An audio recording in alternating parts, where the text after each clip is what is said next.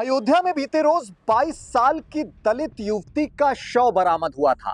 शव इतना ज्यादा शत विशत था कि जिसने भी देखा वो सन्न रह गया। आरोपितों ने शव उस महिला के साथ पहले दुराचार को अंजाम दिया और उसकी कई हड्डियां भी तोड़ दी और इस दुराचार को अंजाम देने के बाद आरोपितों ने उसके गुप्तांग में रॉड भी डाल दी थी और इस पूरी वारदात को अंजाम देने के बाद आरोपित उस दलित युवती को नाले में फेंक कर फरार हो गए थे। बहुत सनसनीखेज वारदात अयोध्या की सामने आई है और इसको लेकर अब लगातार पॉलिटिकल नैरेटिव्स भी क्रिएट हो रहे हैं। बीते रोज आपने सांसद अयोध्या के हैं अवधेश प्रसाद, उनकी बाइट सुनी। बहुत ज्यादा उनका बयान वायरल हुआ। उन्होंने कहा कि अगर आरोपित पकड़े नहीं गए 24 घंटे के अंदर तो वो इस्तीफा दे देंगे और बहुत बुरी तरह वो रोते बिलखते हुए भी नजर आए थे सांसद अवधेश प्रसाद। अब इस वारदात से जुड़ी एक बहुत बड़ी अपडेट निकलकर सामने आ रही है। इस मामले से जुड़े 3 आरोपी जो हैं वो पुलिस की गिरफ्त में आ गए हैं। उन्होंने इस बात को कबूला है कि उन्होंने वहां देर रात गुजरती उस दलित युवती को पहले पकड़ा, बंधक बनाया, उसके हाथ पैर बांध दिए और उसके बाद उसको हवस का शिकार बनाया। हाथ पैर बांधकर उसके गुप्तांग में लोहे की रॉड डाल दी और आंखें उसकी फोड़ दी। जिस मौके पर वो चीख पुकार न मचा सके, इसलिए उन आरोपियों ने, तीनों आरोपियों ने मिलकर उसके मुंह में कपड़ा ठूस दिया था और करीब 3 से 4 घंटे तक उन आरोपियों ने इस वारदात को अंजाम दिया, हवस का शिकार बनाया बारी बारी से उस दलित युवती को। और जब ये पूरी वारदात को अंजाम दिया, उसके बाद आरोपी जो हैं वो दलित युवती को वहीं पर मौजूद नाले में फेंक कर मौके से फरार हो गए थे। अगले दिन जब पुलिस को शव की जानकारी मिली, वहां पहुंची तो मौके का मंजर जिसने भी देखा वो सन्न रह गया था। शव बुरी तरह से शत विशत था, बहुत ज्यादा विचलित करने वाला वो मंजर था। अब इसको लेकर मौके पर मौजूद जो पुलिस अधिकारी हैं वो लगातार तफ्तीश में जुटे हुए हैं। 5 टीमें अलग अलग गठित की गई थी। अब उन्हीं 5 टीमों ने इन 3 आरोपियों को गिरफ्तार किया है। तीनों आरोपियों के नाम जो हैं वो हम आपको बता रहे हैं, दिग्विजय सिंह, विजय साहू और हरिराम कोरी। इन तीनों ने यह कबूल किया है कि ये पूरी वारदात उन्होंने शराब के नशे में अंजाम दी थी।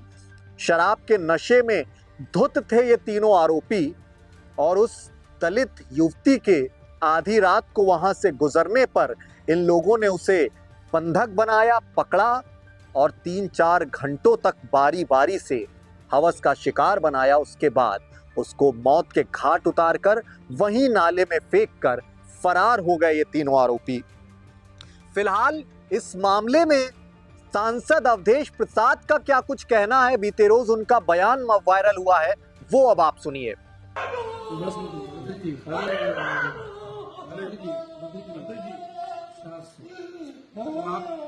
आप उसकी लड़ाई लड़िए, लड़ी जाएगी, लोग साथ लड़ाई को आप लड़ेंगे तो दिल्ली लोकसभा में जाने दो। मोदी के सामने तो हम इस्तीफा दे देंगे, लोकसभा से हम इस्तीफा दे देंगे। हम बचाने में, हम बेटी की इज्जत बचाने में नाकामयाब हो रहे हैं। फिर न्याय मिलेगा।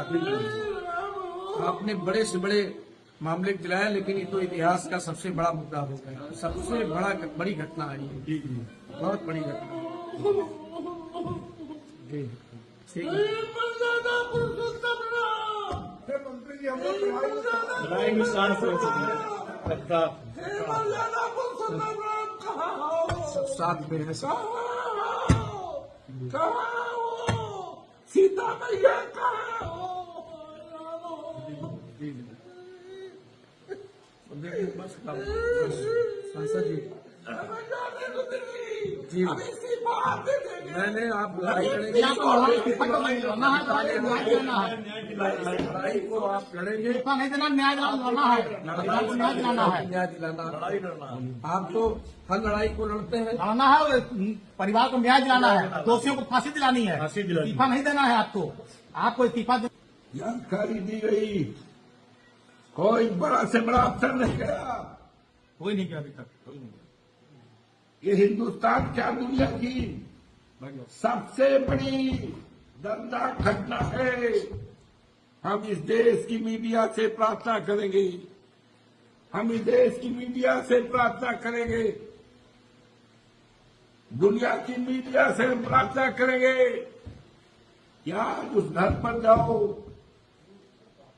सुना आपने अवधेश प्रसाद, बीते रोज बहुत ज्यादा चर्चित उनका ये बयान हुआ, उनकी जो प्रतिक्रिया आई इस पूरी वारदात को लेकर, उन्होंने इस्तीफे की बात कही है, जिसके बाद माना जा रहा है कि पुलिस बहुत ज्यादा सक्रिय हुई है इस मामले को लेकर और 3 आरोपित मौके से पकड़े गए हैं।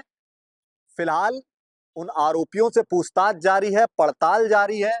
पुलिस, स्थानीय पुलिस अधिकारी क्या कुछ कह रहे हैं इस मामले में, अब आप वो सुनिए। सर, पुलिस द्वारा दर्शन नगर वाले ब्लाइंड केस का अनावरण किया गया है, क्या मामला है सर?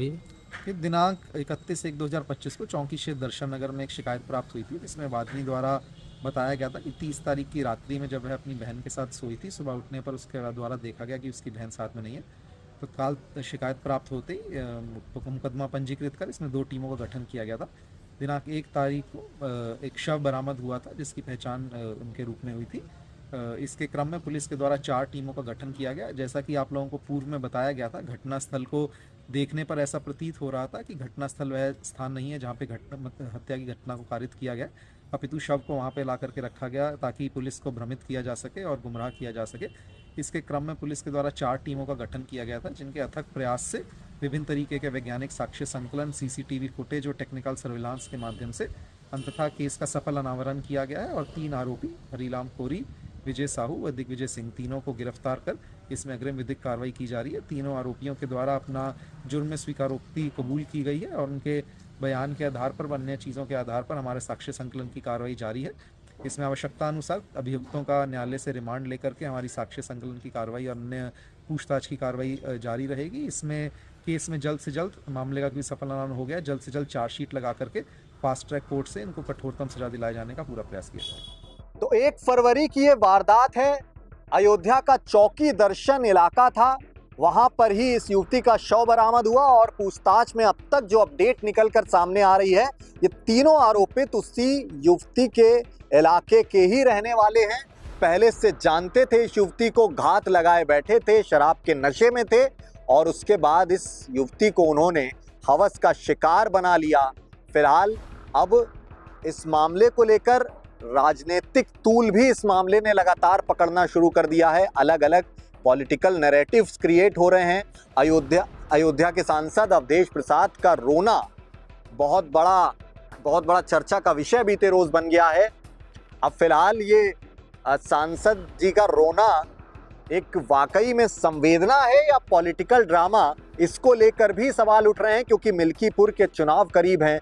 मामले को लेकर बीजेपी की शासन व्यवस्था पर भी समाजवादी पार्टी के सांसद हैं अवधेश प्रसाद, वो लगातार सवाल उठा रहे हैं। हालांकि योगी का प्रशासन इस मामले में पूरी तरह से एक्टिव है। 48 घंटे के अंदर अंदर आरोपियों को पकड़ लिया है पुलिस ने और अब फिलहाल इस मामले की पड़ताल जारी है, आरोपियों से पूछताछ जारी है। इस पूरी वारदात को लेकर आपका जो भी व्यक्तिगत नजरिया है वो कमेंट बॉक्स के जरिए हम तक जरूर पहुंचाएं। साथ ही उत्तर प्रदेश से जुड़ी ऐसी तमाम सियासी खबरों से खुद को अपडेट रखने के लिए आपका अपना चैनल है वीके न्यूज यूपी, उसके साथ यूं ही जुड़े रहें। शुक्रिया, नमस्कार। वीके न्यूज उत्तर प्रदेश, उत्तराखंड, सच का सारथी।